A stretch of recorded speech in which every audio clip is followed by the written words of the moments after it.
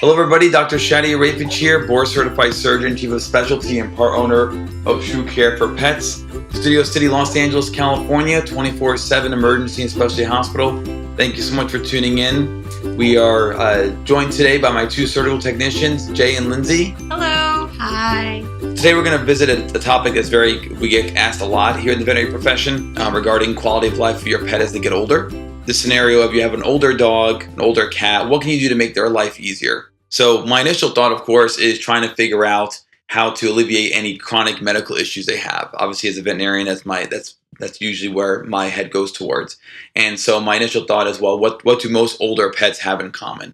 And arthritis is probably a big one. And I would say if you can control their pain levels, whether it be arthritis or some other chronic condition that they have, then that's a huge plus. And so talking to your veterinarian about what analgesics you can use to help alleviate their stiffness, their arthritis, their inflammation, things like opioid type medications, so basically morphine type drugs. You can use non-steroidal anti-inflammatories, so basically like aspirin for dogs or ibuprofen for dogs. You can also consider more long-term joint health wellness ideas like supplements. So glucosamine chondroitin supplements and fish oil supplements. Those are all good ways of trying to manage your pet's arthritic conditions, assuming, of course, your older pet has arthritis, which a lot of them do. And not all of them will show it, but I bet you if you had your veterinarian do their examination or take some x-rays, you probably will find arthritis, and that will definitely add to the quality of life of the pet. And then, of course, things like acupuncture really help pets. That's becoming more and more mainstream now, and there are veterinarians that are licensed in acupuncture that will help you get through the pain your pet is experiencing as they get older. And so that's kind of my first thought as far as trying to keep your older pet as happy as possible towards their sort of their end of life phase. Do you guys have any thoughts? Well, I think we're in a time now where we can start talking about CBD and THC too. Oh yeah. So laws were just passed at the federal level that should start to allow veterinarians to talk about these things, because though it's legal in some states, it's been illegal federally. And so it's prohibited veterinarians from actually having that conversation with owners. But that's changing now. And I think that we can talk about, the anti-inflammatory effects of CBD. A lot of humans see benefit from it, and then even THC as well, but it has to be in controlled dosages. It's very precisely made for pets and should be prescribed by a veterinarian. And there are companies that take prescriptions from veterinarians and formulate a CBD THC combination with other vitamins and like B12 and stuff like that to help them feel comfortable. Great. Yeah. So if you're looking for anti-inflammatory in general, I probably would actually classify three different medications that contribute to that. And one is, of course, CBD and THC. Another one is, of course, non-steroidal anti-inflammatories. And there are also another class of drugs called steroidal anti-inflammatories. And then the third is going to be glucosamine, chondroitin, and fish oils, which we can show over time. The longer you use them, the more anti-inflammatory properties they possess. So that's excellent. And I think as time goes on and more people become accepting of this, we can probably have an entire podcast just based on that. Because I think hopefully as researchers can have more access or easier access to these products, they can actually start testing them and seeing what species you can use them in, what's the appropriate dose, the frequency, are there any side effects, are there any contraindications, do they interact with other medications, what disease conditions can you use them for, et cetera, because we're lacking in research. As of right now, the best I can tell my clients is talk to other people who have used it, go online and see what people are saying about them, what conditions are they treating it for, and then if they're following any sort of dosage or frequency, then just go based on that. Understanding, of course, that there's really not that much research to follow in the veterinary field anyway. And I think it's an important note that you brought up, that you should talk to your veterinarian about it and make sure that they think it's something that's safe for your pet as well. Because I know probably some people will listen to this and be like, okay, I'm going to go out and I'm going to buy fish oil. I'm going to buy glucosamine because those are things you buy at the store. And I'm going to buy some CBD from wherever. They even sell it at some markets now. I've seen it at Erewhon. Really? Yeah. So it's important that you talk to your vet before you start any new medications, especially because there's things that people don't realize, like, humans can convert certain types of omegas to omega-3s, which is beneficial, but dogs can't. So you need to make sure that your sources of omegas and things like that are appropriate. Yep. Always start with your veterinarian. Always go to your veterinarian first and ask them about all this stuff, because there are definitely the over-the-counter products that are in human stores, especially supplements and vitamins. Some of that stuff is not even like, they don't even have what's in there they're advertising. No one's controlling them. The FDA doesn't control these supplements. And so a lot of the veterinary products, even though you'll be paying more for them, the reason why they're more money and veterinarians are selling them and recommending them is because we know what's in them. The product that you're purchasing, we know what's exactly in them, and so you're getting your money's worth. In the human side, you automatically assume if I pay more for a supplement that it must be more legit or more concentrated, more effective. It's not necessarily true. A lot of that stuff is gimmicks. So you need to make sure that you talk to your veterinarian first and see what they recommend in their experience. So then other than anti-inflammatory medications and these overall joint supplements and analgesics, any other thoughts as far as what we can do to make our older dogs and cats' lives easier as they're kind of getting older and progressing towards their end of their longevity?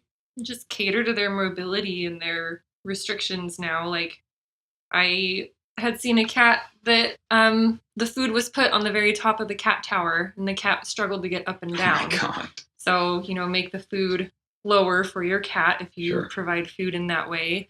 Or like get a ramp for your car so the dog doesn't have to jump up and down, because that's really hard on their elbows. Yeah, we've seen older dogs just like break their legs just from jumping out of the truck, and they've been jumping out of this truck for years. Never had a problem. But as you get older, bone quality isn't what you used to be. Your joints aren't what they used to be. Coordination isn't as good, and so you can have some pretty severe issues if you don't accommodate for them, for sure. So yeah, make it easier for them to get around their daily lives. So then let's add to that then vision, eyesight. That obviously deteriorates as well over time. A lot of these pets get nuclear sclerosis. They'll get cataracts over time. They'll get other issues that are sort of beyond our expertise. But we do see pets have poor sight and actually poor hearing as they get older. The majority of animals, if they've been living in the same household for the majority of their life, and the household hasn't really changed much, like you haven't changed furniture around, that a lot of them will actually end up just memorizing the house layout. And despite having poor vision, they'll be able to avoid knocking into stuff. That being said, if you do move furniture around, which of course you're allowed to do, be aware that your pet may not have had the layout memorized anymore when you start changing things. And also be careful around stairs, because if they're not seeing that well, even though they may know where the stairs are, you don't want to have a pet that falls down the stairs. So things like baby gates might be a smart idea if you notice that your pet is having eyesight issues. They also make something called Muffin's Halo. I think it's Muffin. Or if you Google Halo, it's a cute little harness that the dog wears, and it puts a periphery around their head. So when they're navigating things, if they're going to bump into something and hit it, it bumps the halo and not the dog's face. And that's actually really helpful for dogs that are newly blind, which can happen with old age, especially if you're moving furniture or you're taking them somewhere they're not familiar with, so that they don't injure themselves walking around the house. Are you Googling it? Mm-hmm. Is it Yeah. Muffin's Halo? Yeah, so there's some called Muffin's Halo.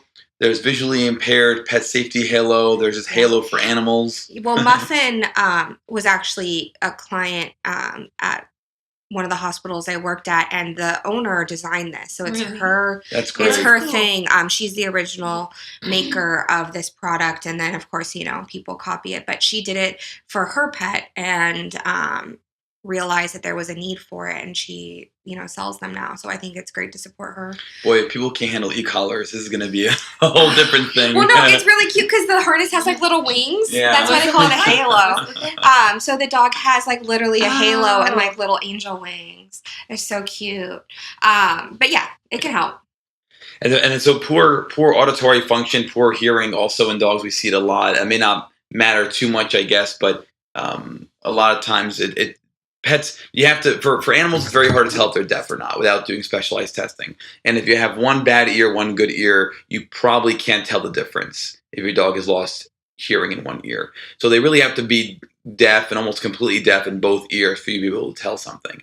And so sometimes it's very hard to tell whether or not your pet is just senile or whether they actually have poor hearing. Like, are they not responding to you because they can't hear you, or are they having senility problems? Or just ignoring you.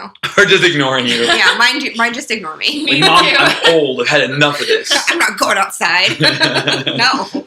Hearing may or may not matter to you or your pet's quality of life, but just realize that, of course, deafness is a problem that we see, and it's hard to differentiate a combination of deafness and blindness with just having a senile older dog. Yeah. I think one good way to tell is if they respond when you open the food There containers. you go. Because then you know they can Yeah. hear and they're Yeah. just ignoring you or being senile. But that does bring up senility because there are supplements. And I believe Royal Canin, I don't know about Hills, but for sure Royal Canin has a diet specifically catered to that, to help with that. I don't know. Hills does too. Hills has a diet called Brain Diet. Mm-hmm. And that's what to help with pets as well. And the fish oil supplements is one of the main ingredients for those types of products. So the omega-3, omega-6 fatty acids, which are the fish oils, or you can use krill oil, and those also help with brain health. I would actually advocate that if you're a proactive owner, that maybe by the time you hit a senile dog, it's too late. Maybe we should be doing this earlier in their life. Maybe when you start hitting like middle age or middle upper age. Yeah, or just buying diets that include it so that they get some baseline for it. Because if you go even to the pet store, certain diets will say includes omega-3s. And there's definitely prescription diets that contain really high levels of omega-3s if you know you have a pet with arthritis, way more than you could ever administer orally. And that's a thing too. Now, here's the deal: we are ignoring anything that's actual medical in terms of diseases, right? We're talking about age-related stuff. So you could have a senile dog that everybody says, "Oh, it's older dog and senile." Keep in mind there are neurologic diseases like brain tumors and what have you that can mimic these things. So this conversation is based around those pets that have just chronic progressive old age changes. We're assuming they have no other diseases, right? So if you have a blind dog. And they actually have retinal detachment or lens luxation, that's different. That's pathology, that's disease. That's not actually age-related stuff. So just make sure, again, that if you notice any changes with your dog or cat, you seek a veterinarian's attention, make sure they examine your pet and make sure that we can't just cough up this disease to old age. There actually is something going on. Yeah. And this goes for cats too. I think cats get neglected a lot, but every house I go to that has an old cat and I watch it like amble around, so sad. But owners don't realize how bad cat arthritis is. And I think a lot of professionals ignore it too because we just don't see cats that much. The studies are clear on this. I mean, every veterinary study that looks at cats with arthritis shows that they hide their signs very well. And so we know when you go home to your grumpy old Siamese, you're like, oh, she used to be sweet, now she's grumpy. Maybe she's actually in chronic pain and she doesn't want you to touch her because she's always painful whenever you pet her in the areas that she used to not mind. And so I think that's a huge, huge point. These cats are silent, so they'll be just silently painful because of whatever age-related diseases they have, specifically in this case, arthritis. So you should have your veterinarian check them out and see. And they now with compounding pharmacies being the norm, you can easily compound glucosamine chondroitin for your cat, fish oil medication for your cat. We don't have great anti-inflammatories yet that you can use long-term in cats, but certainly, I've used them before, and as long as pet owners understand that you're treating for these conditions, the pros and cons of these medications, there's many ways to keep your cat comfortable as well, if that's the case. So then let's talk about screening your pets as they get older. So if you have an older pet, typically you want to increase the visits to your veterinarian from every 12 months to every 6 months. Maybe sooner if they have conditions like diabetes or thyroid diseases or what have you. And so every veterinarian is going to want to see your geriatric or older pet every 6 months at a minimum to do blood screening. You're probably going to want, if you're proactive, you're going to want to have them perform chest x-rays, abdominal imaging like ultrasound or x-rays, urine testing, hormonal testing, and make sure your pet is overall healthy and on the right track. And if you can catch something earlier, then of course it's much easier to control if you can diagnose these things earlier and get on top of it ahead of time. Yeah, and a lot of vets nowadays have programs for this. So you can go in and pay a lower price because you're doing everything as a preventative measure, and it'll include chest x-rays, blood work, things like that. And these are things you can also save up for because they're non-emergent, and it's going to help you in the long run. there are also hospitals like VCA that have like monthly payment programs for these preventative care things. So you can make lower monthly payments to be able to afford this preventative care. And that's at general practices, not at specialty hospitals. But that's where you should be following through with this kind of stuff. We don't want to see you unless we have to. We love you, but we hope to not have to see you. Yep. So I hope that helps everybody out there who have pets that are aging or older. Thank you so much for tuning in. This is Dr. Shadi Ireifej, Chief of Specialty, part owner, and staff surgeon at TrueCare for Pets in Studio City, Los Angeles, California. I hope you listen in next time. Take care. Bye.